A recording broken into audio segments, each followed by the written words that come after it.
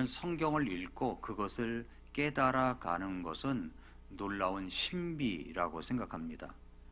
엠마오로 가는 두 제자가 예수님께서 부활하셨다는 소식을 듣고도 낙심해서 고향 엠마오로 내려가는 도중에 예수님을 만나게 되었죠. 그들은 이제 예수님을 알아보지 못했습니다. 그런데 옆에서 예수님이 함께 동행하면서 모세와 모든 대언자들의 글에서 시작하여 모든 성경 기록들을 풀어서 설명해 줬습니다. 잘 들어보세요. 예수님이 엠마오로 가는 두 제자에게 성경을 풀어주신 것은 모세, 그러니까 모세면 모세오경이죠. 창출레민신 5권입니다. 그리고 대언자들의 글, 대선지서, 소선지서가 있는데 모든 그 선지자, 대언자의 글들을 시작해가지고 모든 성경 기록, 시가서도 포함이 되겠죠. 역사서도 포함이 되겠죠. 이 모든 글에서 시작해서 풀어서 설명해 줬다는 겁니다. 그때 제자들의 눈이 열렸습니다. 그리고 예수님을 알아보게 됐습니다. 그때 이제 제가 참 좋아하는 말씀인데 누가복음 24장 32절 말씀에 그들이 서로 이르되 그분께서 길에서 우리와 말씀하시고 우리에게 성경 기록들을 열어주실 때 우리 마음이 뜨겁지 아니하더냐. 바로 이 말씀, 우리 마음이 뜨겁지 아니하더냐. 여러분 성경 말씀 듣다가 성경을 읽다가 마음이 뜨거워질 때 있지 않습니까? 그때처럼 정말 행복할 때가 없는 것 같아요. 하나님의 말씀이 깨달아지고 무릎을 치기도 하고 바로 이런 말씀이었구나 이걸 알게 되고 그렇습니다. 그래서 이제 그 마음이 뜨거운 그들은 가던 길을 돌이켜서 예루살렘으로 돌아가서 제자들과 함께 했다는 이야기입니다. 유명한 전도자 가운데 이제 말년에 들어서 믿음이 잘못돼 가지고 많은 이야기도 있습니다만은 그러나 처음에 구원받고 복음 전도자로 살아갔던 유명한 목사님 가운데는 빌리 그레이엄 목사님이라는 분이 있습니다. 근데 이분이 평생에 복음 전도자로서 세계 곳곳에 다니면서 십자가의 복음을 전한 역사적 인물입니다. 그런데 그가 그렇게 된 이유가 있습니다. 빌리 그레이엄이 1949년 포레스트 홈 사건이라고도 하는데 동료 목사가 이 성경의 신뢰성에 의문을 제기한 적이 있습니다. 그러자 빌리 그레이엄도 굉장히 깊은 고뇌를 갖고 있었어요. 그래서 이제 산에 올라가서 성경을 펴놓고 참 성경 말씀을 읽고 기도하던 중에 이런 결단을 하게 됩니다. 하나님, 제가 이 책의 모든 것을 다 설명할 수는 없지만 이것은 하나님의 말씀으로 받아들이겠습니다. 그래서 이것은 하나님의 말씀으로 받아들이겠다고 그랬어요. 그래서 빌리 그레이엄 목사님이 설교할 때마다 성경은 말씀하시기를 이 말이 굉장히 많았습니다.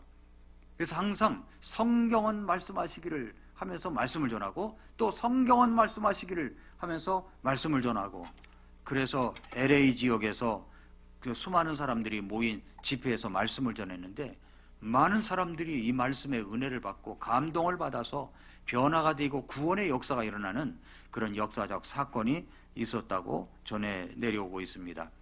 성경을 그대로 받아들이고 순종하며 나아갈 때 하나님은 그 사람을 통해서 놀랍게 역사하시는 겁니다. 수요일날 저녁마다 우리가 함께 펼쳐갈 이 책은 고린도 후서입니다. 바울의 가장 깊은 상처와 그리고 가장 깊은 은혜를 동시에 토로한 이 서신서를 통해서 우리가 함께 말씀을 읽고 또 이렇게 피차간에 나눌 때에 여러분 엠마오의 두 제자들처럼 우리 마음이 뜨겁지 아니하다냐 이런 역사가 여러분 마음속에 일어나기를 기도합니다. 간절히 사모하면 하나님께서 그런 마음을 주십니다. 오래전에 어떤 분이 이런 이야기를 했습니다. 사업을 하는 분인데 거래처와 이제 중요한 약속을 했다가 갑작스러운 사정으로 그 약속을 지키지를 못했답니다. 그 한 번의 일로 인해서 그 거래처 사람은 그 후로 이분이 하는 모든 일을 다 의심하기 시작했다는 거예요. 저 사람은 말을 바꾸는 사람이다. 저 사람 말은 믿을 수가 없어.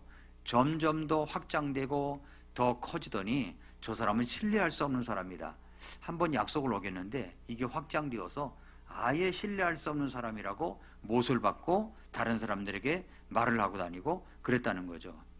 여러분, 사람이 살면서 약속을 지키지 못한 적이 있습니까? 없습니까? 있죠.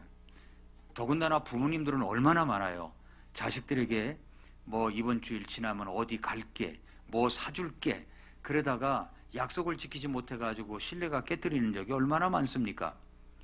그런데 여러분, 이렇게 우리는 누군가는 살면서 한 번쯤 약속을 어긴 적은 있습니다. 최선을 다해서 결정한 일인데도 불구하고 사람들에게 당신은 원래 그런 사람이었어 라는 식으로 의심을 받은 적도 있다는 겁니다. 바울이 바로 그런 상황에 있었습니다. 바울은 고린도전서를 쓸 때 이렇게 계획을 했습니다.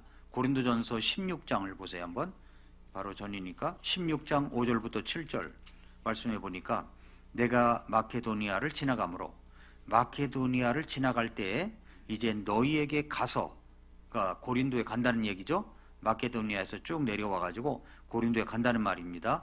혹시 너희와 함께 머물며 참으로 겨울을 날 수도 있으리니, 날 수도 있다 그랬어요. 계획이 확정적인 아닙니다만은 날 수도 있으리니 이것은 어디든지 내가 가는 곳으로 너희가 나를 보내주게 하려 함이라. 이제는 내가 지나가는 길에 너희를 보려 하지 아니하고 주께서 허락하시면 얼마 동안 너희와 함께 머물 곳을 확신하노라. 내가 꼭 가고 싶다 이 말이에요. 내가 꼭 확신하는데 내가 너희들에게 가고 싶다. 그런데 바울이 이 약속을 이행을 했습니까? 못했습니까? 못했습니다. 실제 상황이 바뀌었어요. 그러자 고린도 교회 안에서 특별히 바울을 대적하던 거짓 사도들이 이 일을 물고 늘어진 겁니다. 꼬투리를 잡은 거죠. 바울은 말과 행동이 다르다. 오지 못했다고 해서, 약속을 못 지켰다고 해서 말과 행동이 다르다. 요거서부터 씨앗을 심더니 점점 더 확장해가지고 바울은 변덕스러운 사람이다. 바울은 자기 편할 대로 움직이는 사람이다. 그러더니 나중에는 바울에게는 진실성이 없다. 여기까지 나간 겁니다. 그리고 뿐만 아니라 그의 가르침도 믿을 수가 없는 거야. 약속 하나 지키지 못했다고 이것이 부풀려서 나중에는 엄청난 그런 가르침도 헛되다고 얘기하는 거죠. 이건 단순한 일정 변경의 문제가 아니었습니다. 그 소문이 점점 더 확장되더니 바울의 인격, 바울의 사도직, 또 바울의 가르침, 이 모든 것까지도 그 신뢰성에 대한 공격으로 이어졌다는 겁니다. 만약에 바울의 말이 믿을 수 없다면 바울이 전한 이 순수한 복음도 믿을 수 없다는 논리로 이어질 수가 있다는 거죠.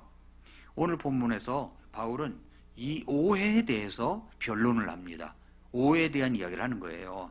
그런데 정말 놀라운 것은 바울은 단순히 나는 그런 사람이 아니다, 나는 그런 사람이 아니야 라고 자기 변호만 하지 않는다는 것입니다. 바울은 자신의 신실함을 변론하면서 그 신실함의 근거를 하나님께로 가져갑니다. 내가 신실한 이유는 내가 믿는 하나님이 신실하였기 때문이다. 그렇게 이야기를 해요. 나는 원래 신실한 사람이야, 약속 지키는 사람이야, 이렇게 말하지 아니하고 내가 신실했던 이유가 있다면 내가 믿는 하나님이 신실하셨기 때문이다. 이렇게 이야기를 했다는 겁니다. 이것이 이제 오늘 본문의 핵심이에요. 자기를 변호하는 글이 어느 순간 예수 그리스도를 높이는 찬양으로 바뀐 겁니다. 그래서 오늘 우리는 이 본문을 통해서 세 가지를 함께 살펴보겠습니다. 첫째는 12절부터 14절까지인데 진실함으로 살아가는 성도의 양심에 대해서 보겠습니다. 12절부터 14절까지 쭉 읽다 보면 12절에서 그랬죠. 이것이 우리의 기쁨이요 우리 양심이 증언하는 바라 라고 합니다. 자, 여기 이것이 우리의 기쁨이라고 했습니다. 근데 개역성경에는 뭐라고 되어 있냐면 자랑이라고 되어 있어요. 자랑. 이것이 우리의 자랑이다. 그런데 여기 보면은 말씀에 흠정역의 기쁨이라는 표현이 오히려 본문의 분위기를 더 정확하게 보여주는 번역입니다. 바울은 지금 자신을 내세우려는 것이 아닙니다. 바울의 마음 깊은 곳에 있는 것은 기쁨입니다. 기쁨. 생각해 보십시오. 무엇이 바울에게 기쁨이 되었습니까? 사람들의 인정도 아니고 그리고 사역의 성과도 아닙니다. 바울에게 기쁨이 된 것은 단 하나, 내가 하나님 앞에서 단순함과 순전함으로 살았다는 사실 그 자체입니다. 여기 단순함이라는 말에 표시를 두시고요, 순전함이라는 말에 표시를 두세요. 사람이 자기 양심 앞에서 떳떳할 때 거기는 평안과 기쁨이 있죠. 반대로 양심에 거리끄는 것이 있으면 겉으로 웃어도 마음은 무겁습니다. 물론 양심이 불에 탄 사람은 그렇지 않겠지만 말입니다. 자, 여기서 이제 단순함이라는 말이 나와요. 이게 영어로 하면은 심플리시티라는 말인데 헬라어 원문에는 하플로테스라는 단어예요. 하플로테스, 심플리시티, 영어로는 심플리시티, 헬라어로는 하플레테스. 이 말은 두 마음이 없다는 말입니다. 두 마음이 없다. 영어 성경 틴데일이 번역한 영어 성경이 있는데 거기에는 두 마음을 품지 않음으로 번역이 되었어요. 그래서 여기에 심플리시티인데 두 마음을 품지 않는다라고 이야기를 하고 있습니다. 여러분, 세상의 모든 종교와 철학은요 복잡합니다. 구원의 길도 복잡하고 단계도 많고 조건도 많습니다. 그러나 우리의 복음은 어떻다고요? 단순하다는 거예요. 단순. 누구든지 그리스도를 믿으면 구원받습니다. 이 단순함이 바울의 삶의 방식입니다. 단순함이. 단순하게 산 거예요. 자기에게는 단순함이 있다는 거죠. 단순함. 우리가 세상에서 생활할 때 단순함으로 생활한다는 겁니다. 그래서 한 가지 목적, 한 가지 동기로 사는 것, 겉과 속이 다르지 않은 것, 말과 행동이 일치하는 것, 이것이 바로 단순함입니다.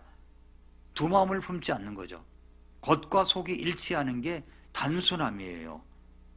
그래서 하나님께 속한 또 순전함으로 행했다고 그랬는데, 순전함 보세요. 순전함은 순전함으로 하였고, 이 순전함이라는 말은 헬라어의 이 단어의 뜻을 보니까 햇빛에 비추어 보아도 흠이 없는 순수한 것을 가리킬 때 쓰는 단어라고 합니다.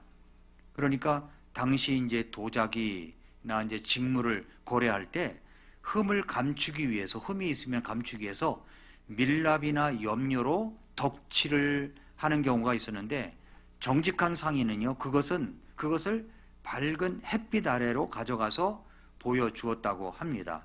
이 물건은 빛에 비추어 보아도 흠이 없습니다. 빛에 비추어 보면은 덧칠했나 안 했는가가 금방 나오는 거죠. 여러분, 중고차를 여러분이 판매할 때 중고차 사는 사람이 그냥 쓱 보고 사는 줄 아십니까? 아닙니다. 본네트를 열어보고 뭘 고쳤나 보고 기계를 갖고 다니면서 이것이 도색을 했나, 원래 나온 색깔인가, 바퀴를 또 보고 아주 예민하게 그렇게 이제 그 검색을 합니다. 검사를 해요.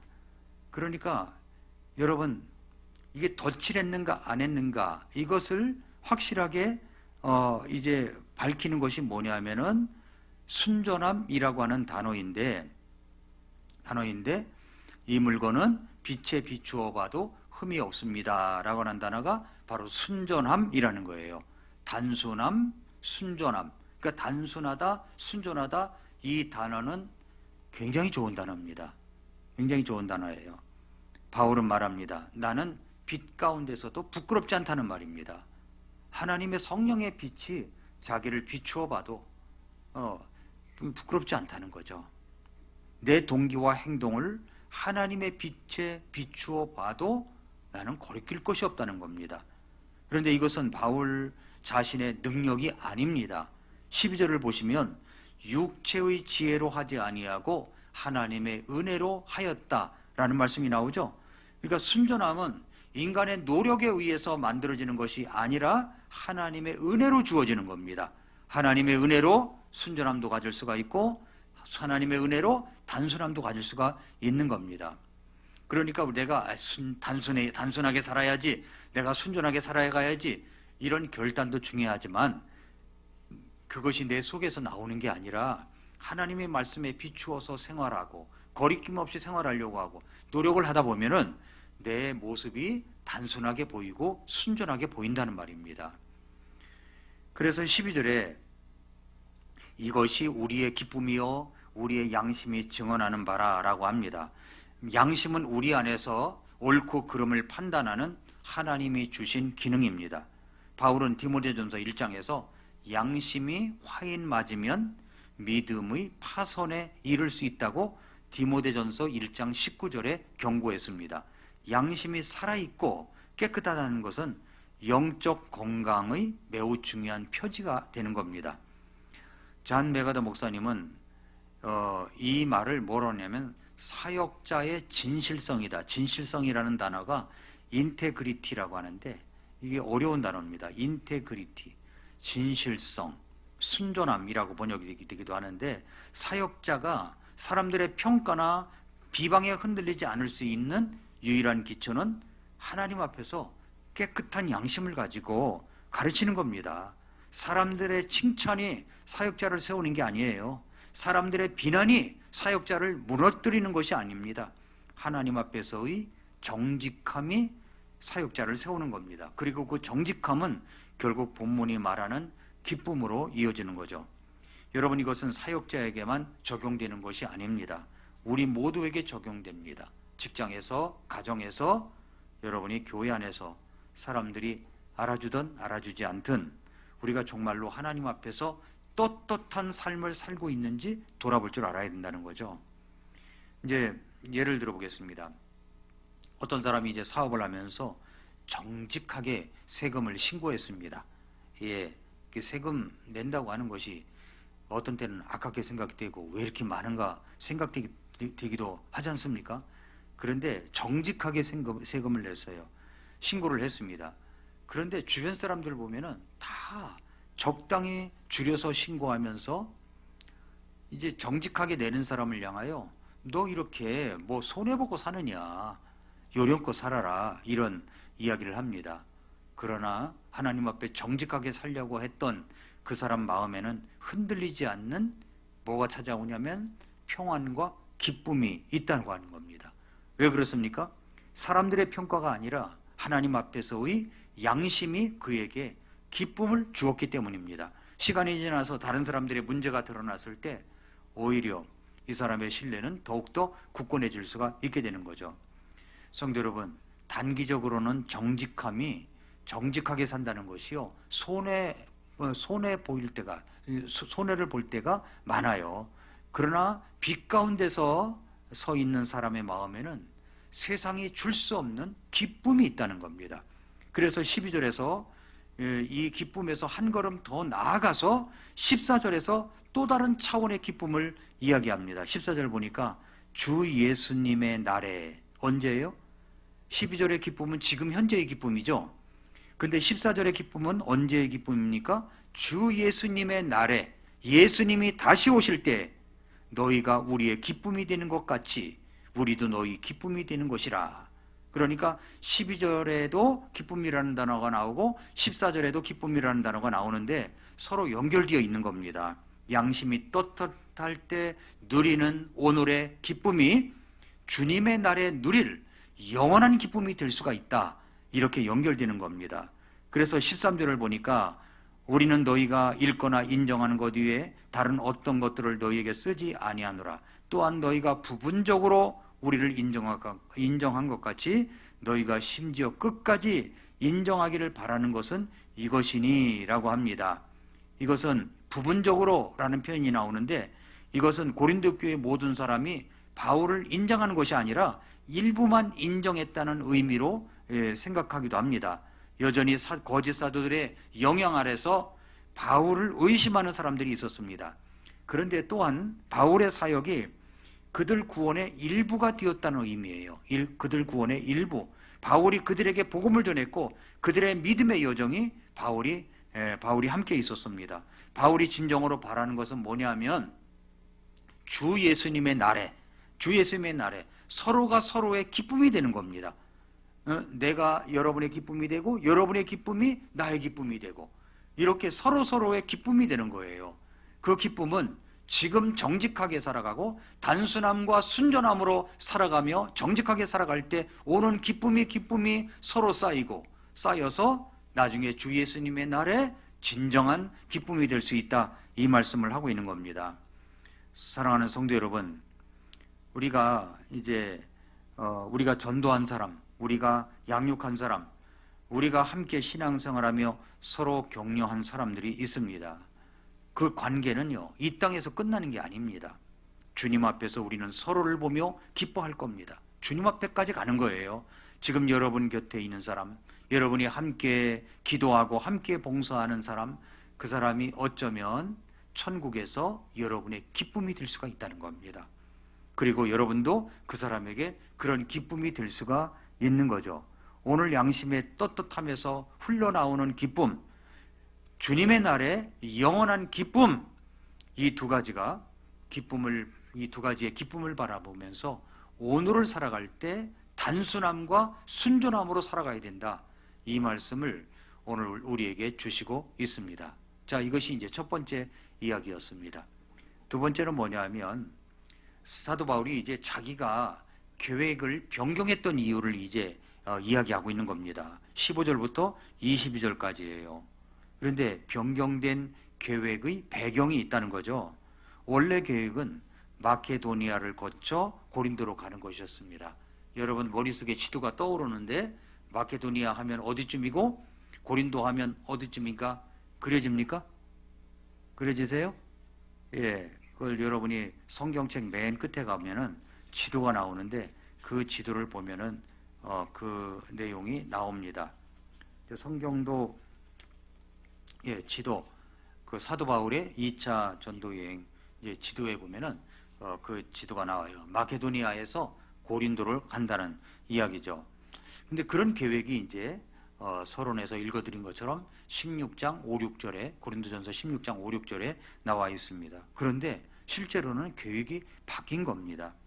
일부 학자들은 바울이 처음에는 에베소에서 배를 타고 곧장 고린도로 가려 했다가 나중에 마케도니아를 거치는 것으로 변경했다고 해봅니다. 어쨌든 핵심은 바울이 약속했던 방문이 지연되었고 이로 인해서 고린도 교회 안에서 바울에 대한 신뢰가 흔들렸다는 거죠.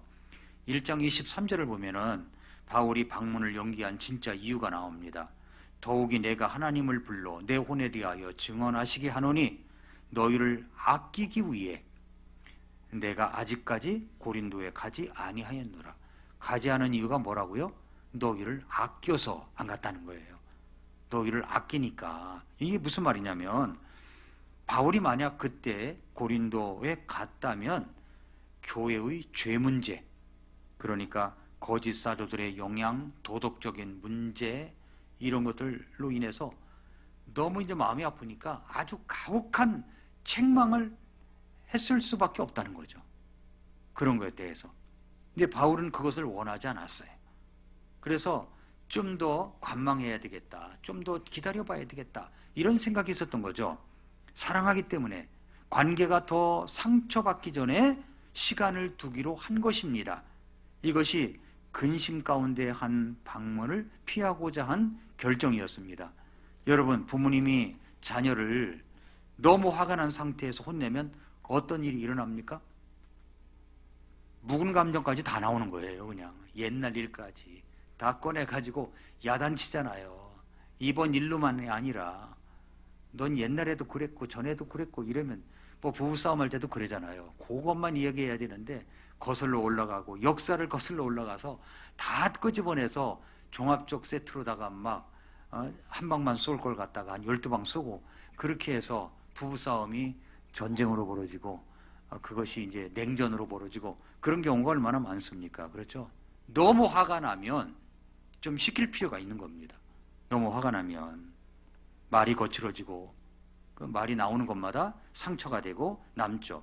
그 지혜로운 부모는 화가 가라앉을 때까지 기다리죠. 그것이 자녀를 포기하는 것이 아니라 오히려 더 자녀를 사랑하기 때문에 선택하는 길입니다. 예, 바울이 바로 그런 마음이었다는 거죠. 바울의 침묵과 연기는 무관심이 아니라 깊은 사랑의 표현이었습니다. 그래서 17절에 보면은 예, 아니요, 아니요가 함께 있는 사람인가 이 말씀을 묻습니다. 예, 혹은 내가 계획하는 것들을 육신에 따라 계획하여 예 하고는 아니요, 아니요 하는 일이 내게 있겠느냐? 이 부분은 예 하고는 아니요, 아니요라고 반복된 형태로 이렇게 했는데 한 입으로 두 말을 하는 게 있었느냐 이 말이에요. 즉 상황에 따라 말을 바꾸는 신뢰할 수 없는 이중적인 사람을 가리키는 거죠. 바울은 자신이 그런 사람이 아니라고 단언합니다. 18절에서 오히려 하나님께서 참되신 것 같이 너희를 향한 우리의 말은 18절 보시면 오히려 하나님께서 참되신 것 너희를 향한 우리의 말은 예 하고는 아니요함이 아니었느니라 라고 이야기를 합니다. 그러면서 자신의 신실함의 근거를 뭘로 삼냐면은 하나님께서 참되신 성품으로 옮겨갑니다. 19절 20절 우리 곧 나의 실로아노와 디모데가 너희 가운데서 선포한 하나님의 아들 예수 그리스도는 예수 그리스도 얘기예요. 예 하고는 아니요 하신 분이 아니었으며 그분 안에는 예만 있었느니라. 하나님의 모든 약속은 그분 안에서 예가 되고 그분 안에서 아멘이 되어 우리를 통해 하나님께 영광이 되느니라 이렇게 이야기를 합니다. 그리스도 모든 약속의 예가 되시는 분. 여기서 바울의 변론은 뭐냐면 아주 놀라운 신학적 전환을 이루고 있습니다. 바울은 자신의 일정 변경 문제를 변론하다가 갑자기 예수 그리스도에 대한 위대한 선언으로 나아갑니다. 여기서 예와 아멘이라는 단어가 나오죠. 그래서 오늘 말씀의 제목이 예와 아멘이신 그리스도를 닮아가는 사람이라고 되어 있습니다. 예는 뭐냐면 예는 뭐냐면 하나님께서 우리에게 주신 모든 약속이 그리스도 안에서 확실하게 성취된다는 것을 의미하는 겁니다. 예가. 그럼 아멘은 뭐냐면 우리가 그 약속에 대해 응답하는 신앙의 확신을 말하는 거예요. 확인을 말하는 거예요. 그래서 마틴 로이드 존슨은 뭐라고 하냐면은 그리스도인의 확신에 대해서 강조하면서 우리의 신앙의 확신은 우리 자신의 감정이나 경험의 변화에 근거하지 않고 변함없으신 예수 그리스도 그분이 이루신 사역에 근거해야 된다고 그렇게 이야기를 하고 있습니다. 우리의 감정은 날마다 변하죠. 오늘은 기쁘고 내일은 우울할 수 있어요. 그러나 예수 그리스도는 변하지 않으십니다. 그분 안에 있는 하나님의 약속도 변하지 않으십니다. 여러분, 사람은 변해요. 사람의 약속도 깨질 수가 있습니다. 가장 가까운 사람도 우리를 떠날 수 있습니다. 그러나 하나님께서 그리스도 안에서 주신 약속은 그분 안에서 모두 예가 되고 아멘이 되는 겁니다. 여러분, 죄사함의 약속 예죠? 예. 영생의 약속도 예입니다. 결코 버리지 않으시겠다는 약속도 예입니다. 능히 우리를 끝까지 보존하시겠다는 약속도 예입니다.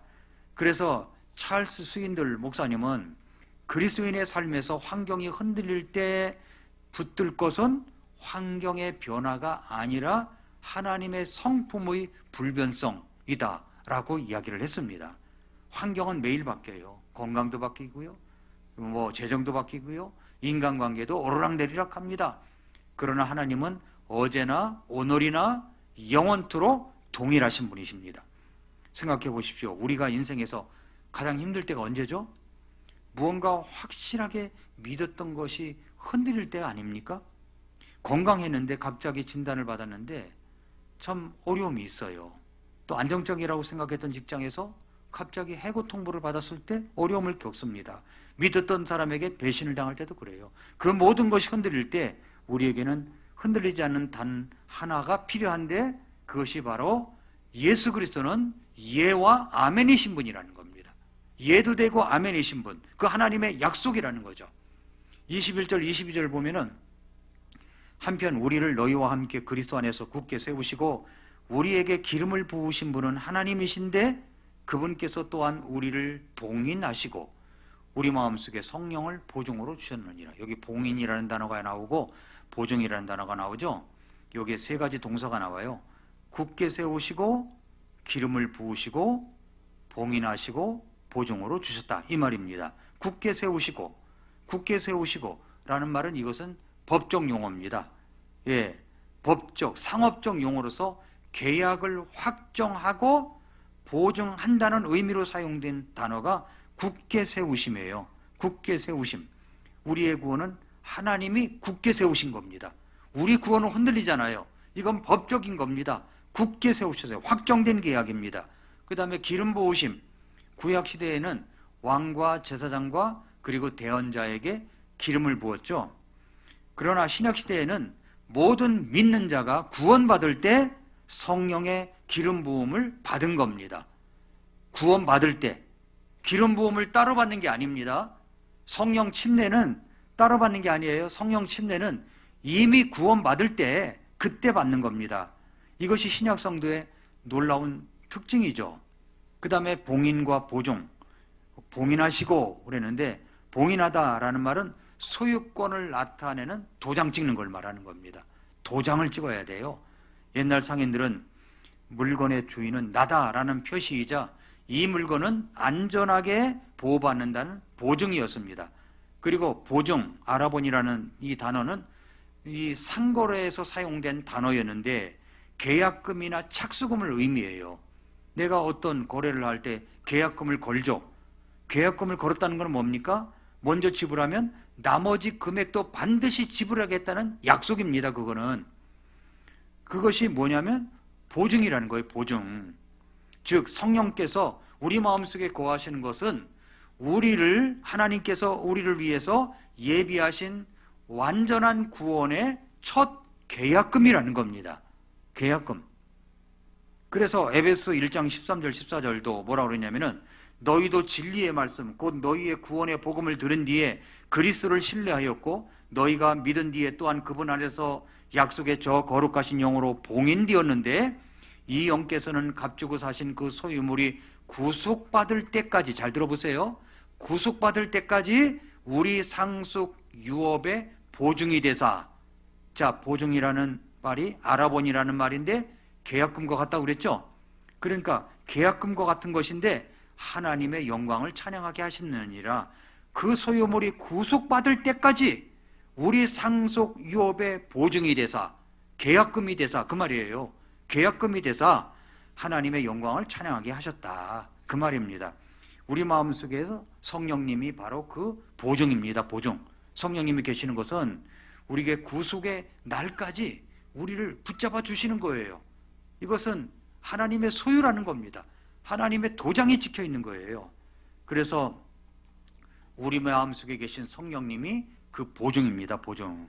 그 보증을 언제 받아요? 성령님이 우리 마음에 언제 들어오세요? 믿을 때 들어오는 겁니다. 믿을 때. 우리 한국교회는 뭔가 오순절 운동을 하고 막 그래서 막 기도하고 뭔가 할 때 성령을 따로 받는다고 느끼는 것 같아요. 성령을 따라 받는 게 아닙니다. 뭐 펄쩍펄쩍 뛰고 기도하고 저 뒤에서 기도했는데 어느새 앞에 와 있고 막 이리 쓰러지고 저리 쓰러지고, 그렇게 기도해야 성령님을 받는 거라면 뜨거운 사람이 받는 거지 얌전한 사람은 받겠습니까? 그게 성령님의 역사가 아닌데 그렇게 하는 거예요. 소나무를 갖다가 소나무 붙잡고서 뿌리채 흔들며 기도하는데 몇 뿌리를 뽑아야 성령 받습니까? 그거 아니잖아요. 믿을 때 받는다고 그랬어요. 믿을 때, 예수 그리스도를 믿을 때 성령님이 내 마음속에 들어오십니다. 그걸 성령 침례라고 하는 겁니다. 보증으로 성령을 받았다라고도 말하는 겁니다. 그러니까 내가 뭐 한 게 없습니다. 뭐 해서 받은 게 아니에요. 믿을 때 받은 겁니다. 믿을 때 예수님이 내 마음속에 들어오셔서 이제 구원받게 될 때, 그때 우리 마음속에 성령님이 오시고 보증이 됐다, 그 말입니다. 이해가 되셨습니까? 예, 좋습니다. 그 다음에 이제 마지막 세 번째 단락을 보겠습니다. 1장 23절 24절 말씀인데 사람을 세우는 사역자의 자세에 대해서 이야기를 해요. 더욱이 내가 하나님을 불러 내 혼에 대하여 증언하시게 하노니 너희를 아끼기 위해 내가 아직까지 고린도에 가지 아니하였노라. 그러면서 뭐라고 얘기하냐면 24절에 우리는 너희 믿음을 지배하려 하지 아니하고 다만 너희 기쁨을 돕는 자가 되려 하나니 이는 너희가 믿음으로 서 있기 때문이라. 자, 23절에는 아끼는 마음이 있다고 그랬습니다. 바울이 다시 한번 자신이 고린도에 가지 않았던 이유를 밝히죠. 너희를 아끼기 위해, 아끼다라는 이 단어는 살피다라는 의미로 누군가를 다치게 하지 않으려고 조심스럽게 대하는 모습을 그리는 단어입니다. 내가 하나님을 불러 내 혼에 대하여 증언하게 하시니, 하나님이 증언자세요. 시작은 단순한 변명이 아니라 하나님을 증인으로 세울 만큼 엄중한 선언입니다. 바울은 자신의 동기에 대해 사람들의 판단이 아니라 하나님의 판단을 구하고 있는 거죠. 바울이 거짓 사도들처럼 자신의 권위를 내세우거나 자신이 옳다는 것을 입증하기 위해 사람들에게 상처를 주는 길을 선택하지 않았습니다. 오히려 관계를 보호하기 위해서 자신이 손해보는 길, 오해받는 길을 선택한 거예요. 오해가 있더라도 내가 너희를 아끼기 때문에 지금은 가지 않는 거다, 그 말을 하고 있는 겁니다. 24절에 보니까 이 말씀도 참 좋아하는 제 말씀 중에 하나인데, 우리는 너희 믿음을 지배하려 하지 아니하고 다만 너희 기쁨을 돕는 자가 되려 하나니 이는 너희가 믿음으로 서 있기 때문이라.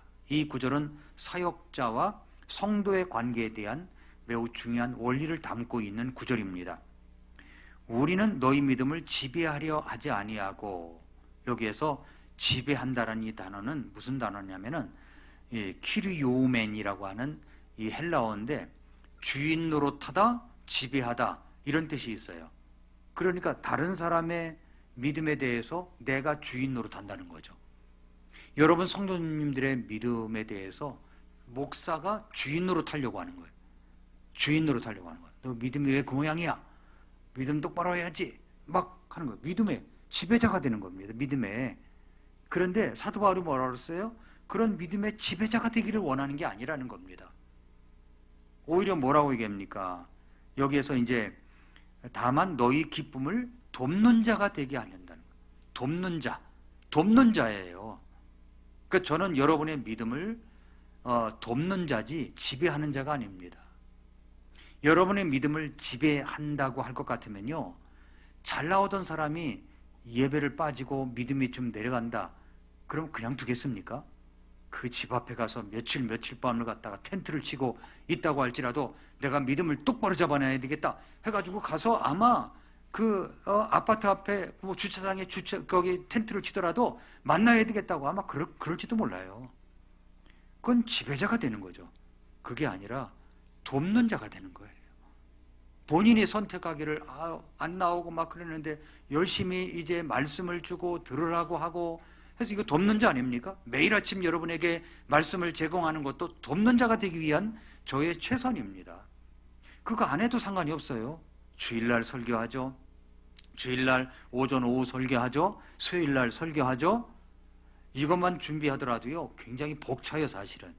그런데 매일 여러분에게 10분의 말씀을 전해주기 위해서 그 시리즈를 짜고 준비하고 말씀을 준비하는 그 과정은 굉장히 고된 그런 시간들을 가지게 됩니다.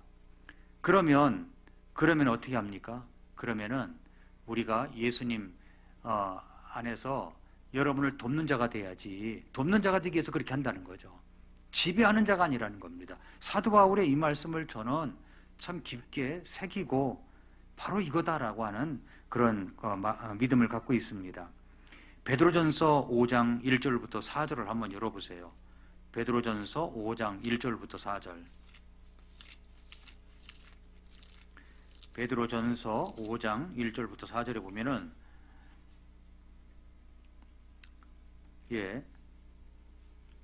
2절 보니까 너희 가운데 있는 하나님의 양떼를 먹이고 감독하되 억지로 하지 말고, 자 여기 목자들에게 얘기하는 겁니다.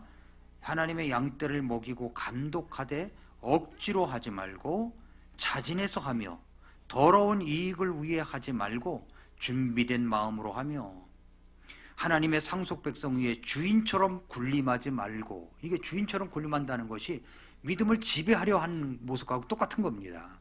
그러니까 사도 바울도 베드로도 그런 자세를 취하지 않았다는 거죠. 예수님 닮지 않았습니까? 예수님이 막 그 베드로가 잘못했을 때 그 지배하려고 했습니까? 아니죠. 네가 나를 사랑하느냐? 사랑하느냐? 사랑하느냐? 3번 물으시면서 그 믿음을 돕는 자가 되기 위하여 동기부여를 하고 있잖아요. 그 속에 있는 것을 끌어내고 있지 않습니까? 이것은 지배하는 것이 아니라 돕는 겁니다. 그러니까 사도 바울도 베드로도 사실은 이렇게 예수님께 배웠다는 이야기죠. 저는 이제 하나님 말씀을 통해서 배웁니다. 우리 성도님들에게 어떤 모습이냐? 저는 그라운드에서 뛰는 선수가 있고 코치가 있다면 저는 코치와 같은 자세를 가지고 있는 겁니다. 잘못했다고 해서 내가 하는 게 낫지 하면서 막 뛰어들어가 가지고 볼을 차면 그게 팀입니까? 그렇지 않잖아요. 끝까지 말로 작전 타임, 하프 타임 가질 때 작전을 다시 짜고 주장에게 또 손짓발짓 하면서 이야기하고 선수 교체할 때 어떤 작전을 짜서 또 전달하고 그렇게 하지 않습니까? 그게 코치죠. 감독이고. 그러니까 그런 모습을 가졌다고 하는 겁니다. 그래서 코치는 선수를 대신해서 경기를 뛰지 않아요. 코치는 선수가 잘 뛸 수 있도록 돕고 훈련시켜주고 세워주는 겁니다.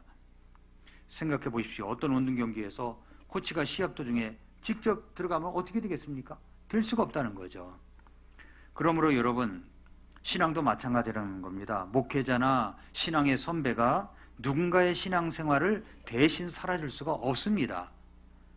각 사람은 자기 자신의 믿음으로 그리스도 앞에 서야 되는 거죠. 좋은 지도자는 사람들을 자기에게 의존하게 만들지 않고 그들이 그리스도를 직접 의지하며 설 수 있도록 돕습니다. 이는 너희가 믿음으로 서 있기 때문이라 라는 마지막 말씀도 의미가 깊은 겁니다. 여기에 바울은 고린도 교회를 정죄하거나 의심하지 않았어요. 오히려 그들이 이미 믿음 위에 굳게 서 있는 사람들임을 인정하고 격려하고 있습니다. 이제 마지막 결론을 맺겠습니다. 오늘 본문은 표면적으로 바울의 변경된 일정에 관한 이야기처럼 보입니다마는 그 속에는 훨씬 더 깊은 진리가 들어가 있습니다. 먼저 우리는 단순함과 진실함으로 살아가자 하는 이야기를 하고 있습니다. 두 번째는 우리의 신뢰는 변하는 사람이 아니라 변함없이신 예수 그리스도께 있어야 된다 하는 것을 이야기하고 있고요. 세 번째, 우리는 서로를 세워주는 동역자가 돼야지 지배하려 하지 말고 주장하지 말고 세워주려고 하는 동역자가 되어야 된다라는 말씀을 우리에게 주고 있습니다. 성도 여러분, 어쩌면 우리도 살면서 누군가에게 오해를 받을 때도 있습니다. 저도 마찬가지고요. 목회를 하면서 수많은 오해, 그리고 또 토라짐, 떠나감, 그것이 없었던 것이 아닙니다. 최선을 다했지만 인정받지 못할 때도 있어요. 여러분도 마찬가지라고 생각합니다. 사람들이 우리의 동기를 의심하고 우리를 변했다고, 우리를 믿을 수 없다고 말할 때가 있습니다. 그럴 때 우리가 붙들어야 될 것은 사람들의 평가가 아니라 하나님 앞에서의 깨끗한 양심, 단순함과 순전함이라는 것을 잊지 말아야 됩니다. 우리는 또 흔들릴 때가 많죠. 환경이 무너지고 건강이 무너지고 관계가 무너질 때 나의 믿음이 확실한지, 나의 구원이 정말 안전한지 의심이 들 때가 있습니다. 그럴 때 우리가 바라봐야 될 것은 예수 그리스도, 예가 되신, 아멘 되신 하나님의 약속, 그 안에 보증으로 주신 성령님이십니다. 오늘부터 우리는 사람들의 시선이 아니라 하나님 앞에서 양심에 따라 살아가는 그런 성도가 되기로 결단하십시다. 흔들리는 환경과 감정 속에서도 변함없으신 예수 그리스도의 약속을 붙들고 예와 아멘이신 예수 그리스도를 닮아가는 우리 성도님들 되시기를 축복합니다. 기도하겠습니다.